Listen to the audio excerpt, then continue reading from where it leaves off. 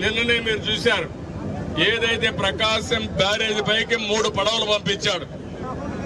ఒక్కొక్కటి 30 టన్నులు ఇనుము వేసిన పడవలవి నేరుగా వచ్చి 11,20,000 క్యూసిక్స్ ఆఫ్ వాటర్ పోతా ఉంటే అది వచ్చి కొట్టింది.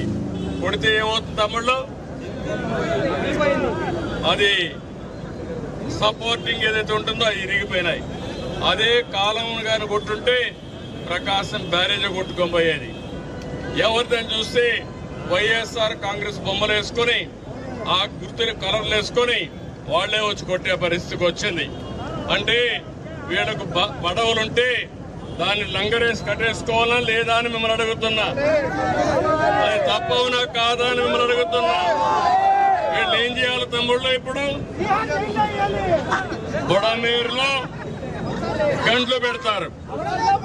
ప్రకాశం బ్యారేజ్ పైన పడవలు పంపించి ఆ ప్రకాశం బ్యారేజ్ ని కూల్చేయాలని ప్రయత్నం చేస్తారు. ఏం చెప్పాలి నాకు అర్థం కాలేదు. మళ్ళా సాక్షి పేపర్లో మన మీద విషయం చెప్తారు. వీళ్ళు ఓడిపోయినంత మాత్రాన ఈరోజు వీళ్ళు ఇష్ట ప్రకారం చేసి మన జీవితాలతో ఆడుకుంటున్నారు. వీలైతే సహాయం చేయడికే వచ్చాడు.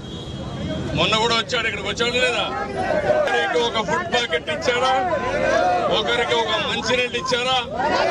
విజ్ఞాన కాలేజీ నుంచి పిల్లలు వచ్చారు.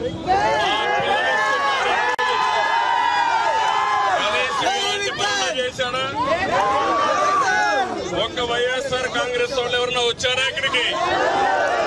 ఎవరికైనా ₹1 సహాయం చేశారా? ఇది ఒక రాజకీయ పార్టీగా తమ్ముళ్ళు అని మిమ్మల్ని అడుగుతున్నా.